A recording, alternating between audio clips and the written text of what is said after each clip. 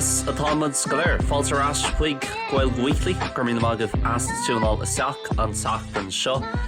Caithne rá, agus the mission seo, go leis bhíonn méid dearmad an rás matla me gánaí ag tús an fud Gaeilge ará an dáta agus an tám, so an seachta lás fehid de bhí anar, 2025, thart lechar tar éis a haon díreach lechar tar éis a haon an seo sa Spáin, agus caithne rá go bhfuil mar chorp agus go pointse ma insín go thomláin Scriosta. Go thomláin Scriosta, mar né rinne mé an leat marathon an so is sa bhéal agus I went fresh, mar is fa bhí sé an deachar. I mean, ní mar sé deachar hanna é a chríicnú ach bhí agam im sin bhí mé géirí dul don chéadúir im héal níos lú ná ór go le níos lú ná nóchanóid. Agus rinne mé cén tám a bhí agam or is 8 nóméid is fiche agus 57 seconds, so we'll round it down mar fa go or agus fiche 8 nóméid níos lú ná or go le an sa spruch a bhí agam de cúpla mí an nús bhí sé sin am insíon agam agus mi sé ag tréanál beidir 3 ór an 9 seachtaine agus ag ré ar nóí leis an Gaeilge freisin gach ór ará man ag tréanál agus bhí mé cósáasta Gwarmin an tám sin a bhaint amach agus ní mé gur a bheith like an lad sin in is tá bhfuil an daoine a bhí na gafe le triathlon, goirí triathlons ach fiú just running freisin. Bhí si ag leabhart faoi gánaí agus ní féidir le stop a chur le chaint faoi. So ní mé gurí a bheith mar sin agus ag leabhart faoi splits agus tréanál agus hydrations, cadence agus chuil deile tá sin an le dránach domsa agus ní mór an stimgam sa rudí sin is tócha cosú le lán rudí sa Seol agus bí mé ag leabhart faoi seo maidir leis an Gaeilge agus teangacha i gánaí tá sin níos fearr chun rudí a chuineáil simplí agus tá mise go sin leis an ri is tócha just ceapam beceartit sprogaí ratha a cheannach agus is an bristí guards a chuirt agus out the door mar a déirfa agus beceartit ri ar fad is an 5 nóméid or go le is cuma. An méid sin tá sé deachar dit ach níos róheachar dit agus é sin a thógáil agus níos mó dhéanú gach seachtain agus gcónaí taitnamh ó bhain seas agus ní bhíon méid smaoinmh níos mó ná sin, ní bhíon méid buint úsáid just Strava nó ní bhíon méid ag déanú ein tracáil ar me runs nó ein rud mar sin, just team amach bí méid éisteacht le mé ceol ag ná orintanta tin méach agus ní bhíon méid éisteacht le ein rud agus just buine tatan was a bheith mó faoin air agus ag ri agus sin é, ní bhíon ag smaoinmh ná mar chu faoí mar mátá daoine eile ag chéirí Strava úsáid agus a bheith gafe le gach sunra beag agus gach small details a gachrod sin cearclór, níl é an aibagam le sin, live and let live ach domsa ní arbrin sa sin agus ní bheith sé cómh spríú le stócha le sin orintanta ar an lá ó bhfuil mé ag ré ar rás aigen cosú le innéib mé beagganí níos gafe le sin bí mé beidir mar hampla bhí pí of paper agam inné má fócha agus scríbhna amach gach kilometer cén sa luas a bhí weim. So, okay, ar kilometer de, má tá bhí géirí or go le nó níos lú ná or go le a dhéanú caiitú a bheith ag whatever, kilometer 11 ag an buinte seo agus caiitú a bheith déanú an tám seo an so an agus mar sin de. So, bhí sé sin agam seach sé sin ní málam réidir bheith ag smaoinmh an mar fhí péis agus rudí eile bí mé gurí taitna bhain se san lá agus to pushis, ní léidir it's just even an brú sin chur orm agus é dhéanamh agus éironn sé deachar agus níl sé spríúil rilí ag an am ach tá rud ag an faoi tá gris faoi nó. Lis a buin domsa réanas buin taitnamh as an strachail sin agus buchans in an strachails sin agus an bua áil agus an lámh in uachtar áil ar an strachails sin agus a bheitsáis in omíocht lom féin is tócha. Chun mise chun mé féin a chur beidir ar situation nuair nach bhfuil mé cínsa an bhfuil mé actually ábaltá an rud ag an éana agus caithí mé gacrad a thuirt dó agus tá sé éasca an dulmach ar na seachtaine agus beidir 7 kilometer, 8 kilometer. Domsa réanos dhéanú agus gan sais bheith smaoinmh faoi mór agus gan a bheith really a chur breúirt féin agus just é dhéanú ag ag luas is gnáthluas na tú dul ro happy ach lán rás agus tá tú ar gachrod a bhain samach agus tá tú ar an támas fearr go fréid leat a bhain samach an sin. Caithí tú gachar de hortdó agus caithí tú féin a chur sa situation sin ina mén tú explainmh nílas agam in náire an féidslum é seo dhéanana nílsam an féidslum leanúint ag an luas seo ní sam kickoff deachar agus a bhaid sé agus an bhfuil sé onam an bhfuil an treid sin nó an creative onam féin is doch an leanúint agus é seo a dhéanamh. Agus, rinne mé, so bhí mé lánsáast agus ní bhín mé brodú leis an féin is dócha maid se le mór an rudí am héil, ach bhí mé brodú leis an féin in dhé ceapam agus an rás íanó agus an rás críicnú leis an am sin agus ceapam. Bhí mé ag mágu nó bhí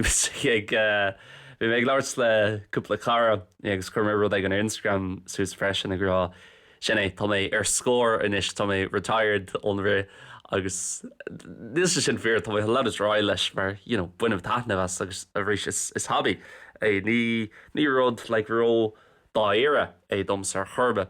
ach ag an am céanna tá mé gurí beidir sos a hóga le fre cúpla seachtain nó just gan a bheith ag dúr isteach a rás nó tréinal ha rud ag an áirithe. Níos má bhí sé hinnta chuí lán rudaí imime á ceapam agus bhí na leihananta sin agus just ní eibrín rudí dit agus beidir marir sin bhí mé níos broda leis an féin fós gur mé in an tam sin a bhaint amach mar bhris an USB port ar mo fón an ihe rihra sa marir sin ní ra mé an éisteacht le ceol mar na clúsáin atá agam ní eibrín siad leis an headphone jack eibrín siad leis an USB jack agus bhí sé ag churbáistí an lá ar fad ní bhín sé churbáistí mór an rilí an seo bhfuil ach bhí sé a churbáistí well an chuid mód an rás nach bhí beidir bhí cúpla kilometr i lá an rás agus ní rá sé a churbáistí a churbe ach an chuid mód an rás ar aonas bhí sé so bhí sé beidir ní steachar mé eile sin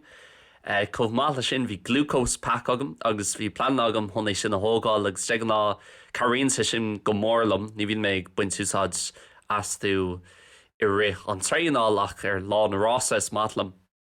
iad úsáid agus an sin chail mé an glucose pack sin beidir tar éis kilometrán nó 8 kilometr gus mé smaid a bhá just bí na léile sin agus bí na méid sin dúchláán leis nó méid sin rudí agus just the eibrín sin amachtit ach beidir gur thug sé sin rud ag an domsa freisin mé like okay tá níos mó sppragu agam é seo a dhéanamh agus sais to prove to myself agus é haspáns dom féin fós is cuma na rudí ag gcónaí bín méid leabhart beidir nó bín méid smaoineh réanos níl saman an ra méid leabhart fao ar an bud Gaeilge ribh ach ceapam sa Seol tá cásáis rud atá ann tá rudí na bhfuil tú i gceannas orthu agus rudí nachhfuil tú i gceannas orthu agus na rudí nachhfuil tú i gceannas orthu na féid leat a bheith ró trí na chéile nó ró bortha nóid cosú le sin faoin rudí sin mar níl tú i gceannas orthu so tá sé cosú le rú leis immert agus tá tú ba mé happy ba mé sásta má tá sé ar dómh ní bhaid mé sásta má tá sé dearg agus mar sin beceartit so is de sonas agus is tócha de chuid foiineh freisin a chur ar na rudí ó bhfuil tú i gceannas orthu agus sin cad rinne mé é dúirt mé listen okay tá níl na rudí seo ag obairmachtam lá gan eile ba gachrad fearfa dom sin mar bhín sé orintanta bín tú beidir gróláil dais agus bín sé ar a héin lá eile bei sé ar sé sin an Seol ach tá rudí eile agus tá mé i gceannas ar na rudí sin mar hapla an colla a aim an ihe rihra agus có Gnáthleagan sin cin bricfásta bhaid agan má warm-up agus na pace ar nó agus gachar eile sa dúirt mé listen tá mé an díirsteach an na rudí sin is cuma cad ar lóí tíomh mu de na rudí sin na rudí nach bhfuil mé i gceannas orthu so bhí sé géintach fu mé taithna bheas bhí sé gras fé lantaíine i gcónaí ar lá na Ross tá tú an dul níos tapúla ceapam mar tá tú gréit le landaíine eile bhí aithna go mar cúpla duine freisin agus bhí siad san ag déanamh an Ross go má bhí hartar ceapam 6,000 duine i grí inné agus bhí sé deascar an méid sin daoine ar na stráidena ag tuairt le builbus agus ag tuairt encouragements dún tá muintear na Spáine go hintach leis sé sin is cuma mna bhfuil aithna le acu beirt fós tá siad ag tuairt san moille sin dit agus tuiste ra bhamo wenga agus gachrad mar sin. Bhí sé sin go deas agus fós agus chun teacht amach agus takeíocht do thuirt lá in rah sé churbáistí freisin. Bhí sé sin go hána deas ceapan freisin. Agus bhí sé go deas an ceanna dhéanamh an seo bhí me an rán sin im chahar hain na as sa bhil mé ní as an Spáin mé ní Spáineach mé san mé ag éirí sin ará ní sé féráilsa do na daoine atá ina gcónaí an seo. Ach an a bheith ná im chola mar hampla an so im leba hain an ihe rihre agus bheith an desúil nó well an ruthráil go dtí an startline an túslín a bhí sin go hinntaach freisin. So bhain mé soir taithna bheas lánsásta leis tá mé an sógáil inis ceapam ó an na rásaí mar rinne mé ceanna mí na saona mé na nullag agus an cean inné freisin. Bhí méid swaoine cúpla mé hin faoi marathon umlán dhéanam martá an marathon umlán isisiúlan so mí fiabhra ag deir mí fiabhra agus bhí mé an chungrach de síú sús agus tá mé cósáasta nach nóir chéine mé sús mar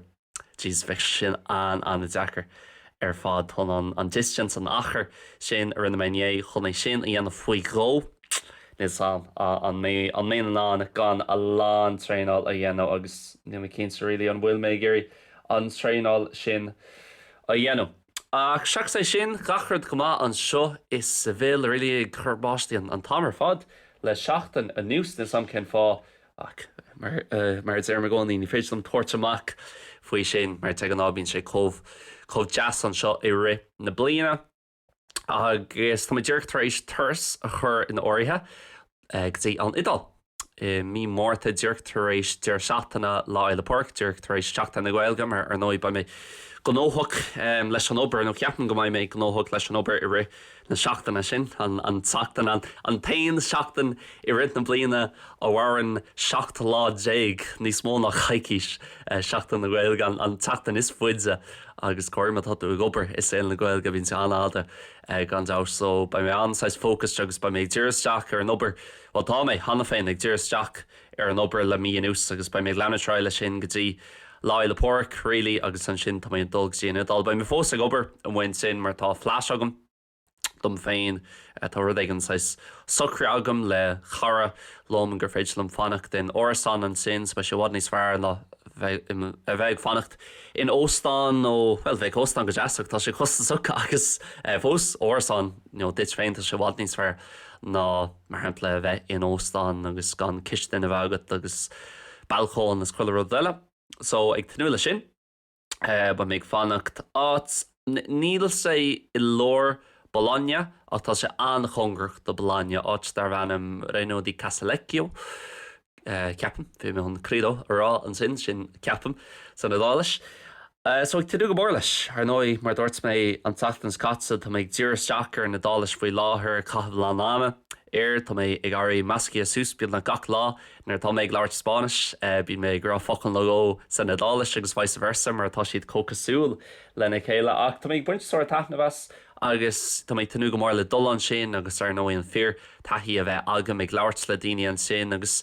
tá sé simil mar tá méid sin ama cat agam an seo sa Spáin agus an idáil ar nóí tá cultúr ar le acu agus tá sé difriúil an Spáin ach freisin tá lán cosúlachtaí freisin idir an dá hir agus idir an dá cheanga freisin agus idir na daoine idir muintir na Hdála agus muintir na Spáine. So ba sé simú tá méid sin ama cat agam an seo sa Spáin thart ar ceithre bliana inis agus ní léon ama cat agam ceapam me héal ar fad ní le 3 lá nó 4 lá cat agam san adal thuúmat an sin ar leihann sira beidir 8 nó 7 mlí ó hin inis.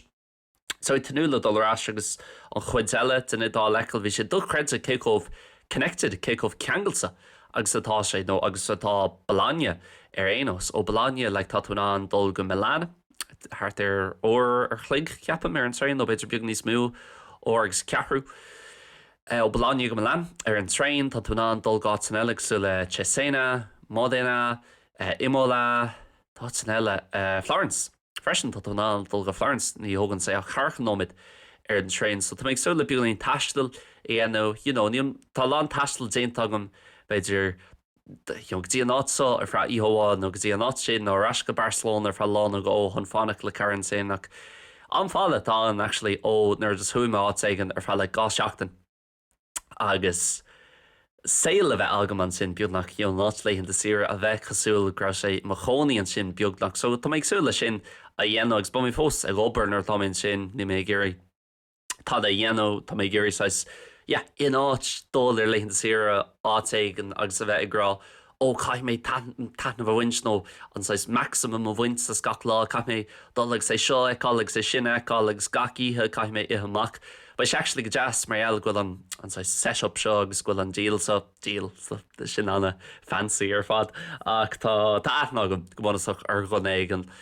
tá ina chonaí an sin agus ní bhaid sin ire na treibhse sin so tá an fannacht ag a cheachsa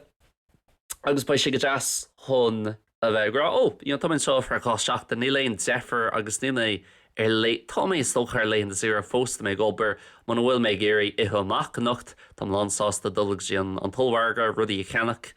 é sin na chocrat sa teach agus in áit seo iad me Leagan de sira agus tá lan expectations leis just na rudí céine a dhéanamh an sin mar bhí meid déanamh an seo I sa bhfuil so sin an planning tanú go mar le sin ceappa mé an níú láideag nó an tuplú láideag beidir deirtaréis lá le porc tá méid dul go bláine agus ag fannacht an sin ar feadh gá seachtain nó ag fannacht tíirtíomh muid a bláine ar réanúintí Castlecio. So tá is agam go míon cúpla dálach ag éisteacht leis ó budcréile seo bheith iontas go lá daoine an méid tíirthe difriúla agus scéalta difriúla tá daoine agus daoine ag fólam na Gaeilge so má taon recommendations ein tips ag den ein leidsanna le leil bí agholm beidir ar Instagram nó ar YouTube nó liam.learnirishonline @gmail.com agus siat mé tanú go mór le dul agus bí ar freisin ar nói is íomlam bí adála cha ceapam nuair bhfuil mé le aon den a riomh a mé héal a dúirte ní headníon bí adála clum sin rud ó bhfuil sais across the board is stocha gach den tá si den rá nó bíonna cach den ar aonas tá si den rá le díomháin pasta agus pizza ach tá lán rudí eile ar nó ag sin na stereotypes ar aonas. Siad ní ceapan go mór an eile ba mé an cnócha chun tachtain so tá mé gurí a hógáil go bogé inniu mar a ríis mar dúirt mé tá má chorp sách Scriosta rilí agus tá mé dhéirí beidir den sem rud ag an na ceannachas le DP sin na rud aigen le haid má chosa agus just a hógáil go bogé mar bhí sé deacair bhí sé deacair gan dáis agus ag gálaí cosúla a lán rudí cosúla sin a rion mé gimmert pelghaileach freisin dearann tú an ládar gcionn cin fáin nach ra mé le é déanú níos mó stretches a cin fáil nach nearna mé le warm down nach sin an rud dearan chud tú géirí déanú ag an am nuair atá sé creiicníad tá tú géirí just Powerade ag gálaí bhí sé deacair an focail sin arádam Powerade ó agus dul rascatín teach agus dul faoin cic go háirithe ar léithin de gosúil le nné na rí sé churbáistí agus nil tú géirí tada eile a dhéanamh nó nil tú géirí tada productive a dhéanamh is dócha. Freisin, update tíomh beidir go mbeidh si bh an chuimhnú más rud ag rá si bh éisteacht I 2024 cúpla míochain. Bhí episód dar bhean an buchail bó agus chuirmé an tanam sin nó an teidal sin ar an budcréile agus chuirmé clúdach nó fósio so chu gringraf ag buint leis freisin ar an glúdach mar gra mé gimmert Red Dead Redemption 2 ag an am. Na ní mé rógafa le cluichí agus fís cluichí ri mé gimmert beganín an seos an siúd FIFA agus Call of Duty agus mar sin ach ní mór an tá PlayStation 4 agam agus bíon mé gimmert ó am go háach gach bliain agus dúirt mé seo ar an budcréile cúpla mío hin ach deir mé a rí sé gach bliain thart ar Black Friday or beidir ní gach bliain nach an chuid is móide de bliain tar aonas ceanníam fís cluiche ar Black Friday mar te an ábíonn siad anna sir agus tá sé deas just chun beidir trí le bhainteas cluiche nua. So tháinig mé gur Red Dead Redemption 2 ní sira agus bhí lán rudí clúistagam faoi Red Dead Redemption 2 just mé chun Red Dead arráta se bhád níos éasca agus thula mé gur se anhá le blianta ach de an á cluichí mar sin ní had níon siad lom smatlam cluichí cluichí sport is dócach so le FIFA agus beidir an cluiche UFC cluiche Formula 1 mar hamplis an tagart seachtainúil the Formula 1 the weekly reference mar I gáilní bhí muidir leart faoin F1 ansa slí ag an nó meach ag an gach seachtain ar fe cúpla nóid nó cúpla second ar aonas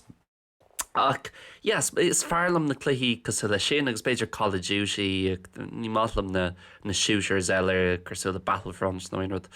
mar sin nó Assassin's Creed agus Halo. Well, ní siad immer agam so níl agam beidir go dat nóí siad lom, má tá mé gimmert na cluichí sin sa taucií nó má tá an seans agam beidir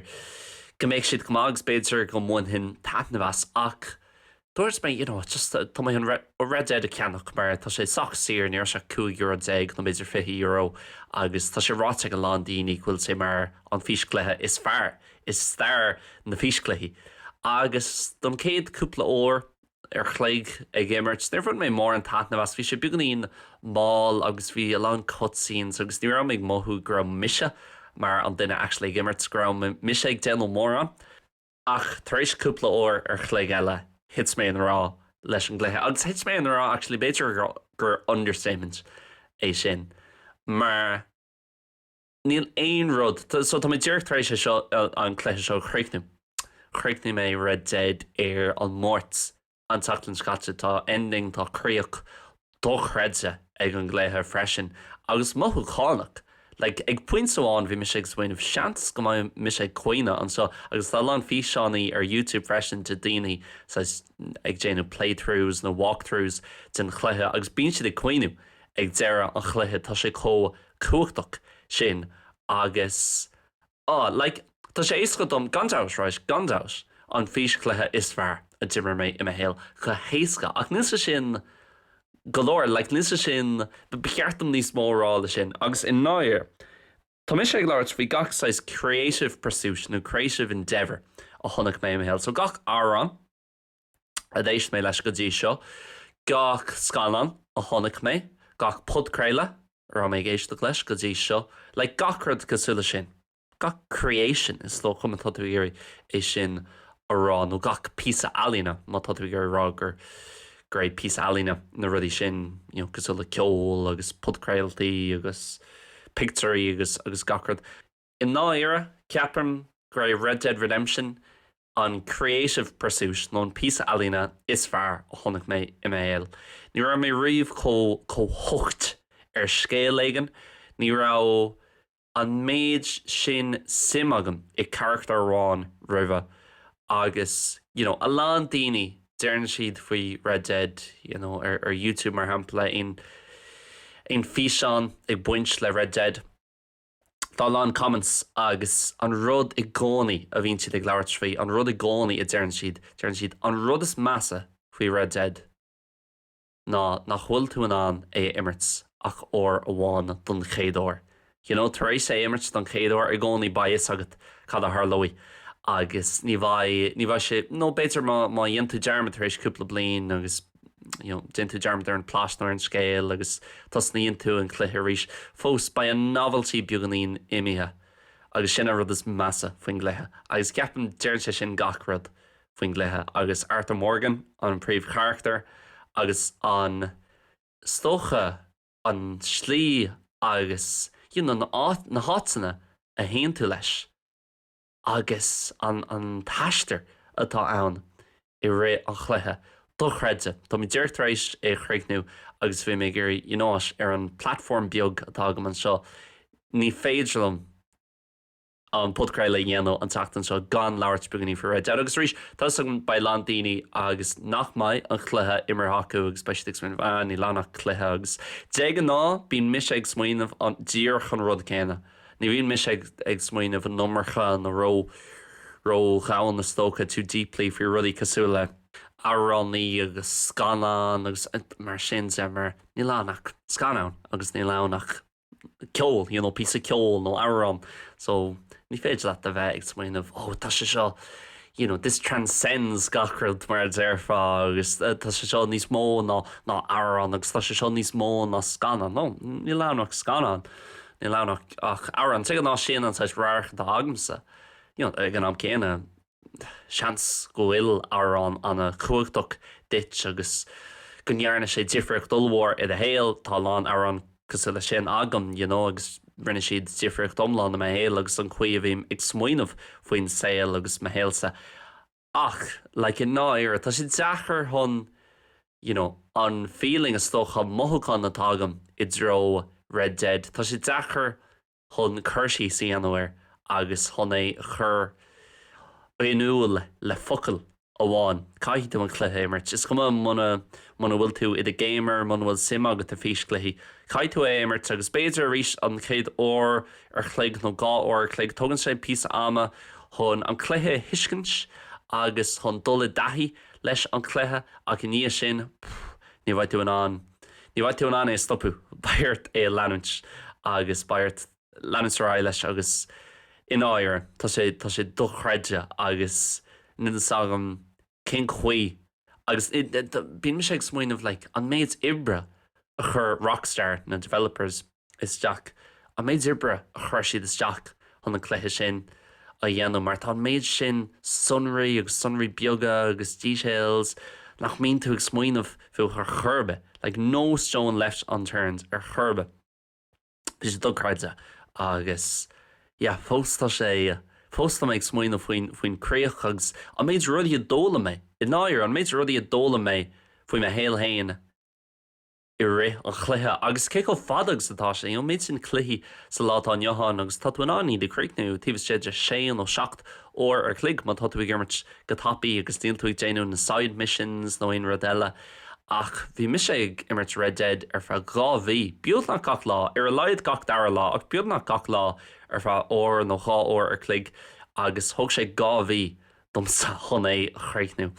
dochreid agus fiú man bhfuil tú ag géirí é immert caiith tú $1 YouTube agus spéisir níos mó ná on físeán a eáil faoi nó hanéon rud a léomh faoi sé chuig na tráchtarachtaí agus na rudaí a bhíon daoine ag rá faoin gluthe seo agus céhmh má agus atá sé agus dochreide ní léon rud feici agam, ní léon rud cloist agam cosú leis riomh I héal. Níos fear na on scanal, níos fear na on srá talafíse, níos fear na on písa ceol anha ar fad. Listen, ní leann ach físclethe ach dumsa bhí sé anhar fad agus tá mé cinnta go lá daoine ag éisteacht a dimmer an chluthe roimhe se agus ba siad san ag smaoinmh an rud céine agus ba is agah tásúlagam go leis agah bhréanos cadú mé géirí rá an so. Ach sin é rilí ní ceap goil mór an eile just mé gurí so hógáil in tá mé gurí beag na nibre a dhéanam mar ní bhhíim ceart fiúr le leihananta nar bhíon méid tuirseach ní bhhíim ceart muna bhfuil méid déanú pí brag so déanana rud aigen sais productive is tócha go thuirithe ar lá ibre cosú le inneo ar an lún ní bhhíonn sé ceart má tá mé ag tógáil an lá ar fad sir. Ag sinné gus gur mína mágah as a bheith ag éisteacht arís an teachtain seo baimrás an teachtain seogan mars gnách le episód eile lepisód iver 8 ó 4 Tá sé ddridim písla lepisód iver a aon chéad so béidir go maiar an rud ag an speisialta I anú le haid an lepisód sin ní methimh nó deire bhí bealtainna. Arénos gus gur mína mágah as a bheith ag éisteacht an teachtain seo sláán agus bearcht.